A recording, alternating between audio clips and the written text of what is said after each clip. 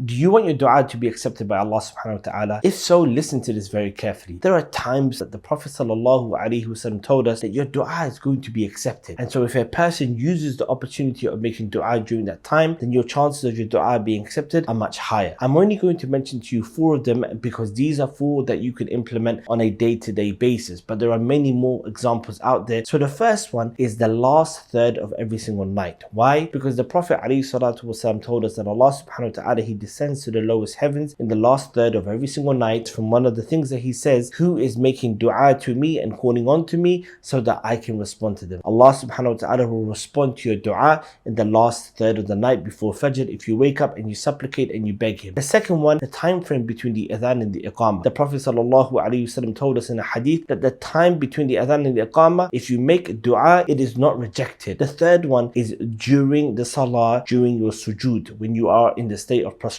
because the Prophet sallallahu alaihi wasallam told us that the closest that a slave is to Allah subhanahu wa ta'ala is in the sujood, so he should increase in making dua. So use it as an opportunity to supplicate and make dua to Allah subhanahu wa ta'ala. And the last one is at the end of every single salah, as the advice that the Prophet gave, that when you finish the salah, before you give the taslim, before you say assalamu alaikum in your tashahud, make dua. Choose any dua that you want to say and make dua to Allah, and your dua will be accepted.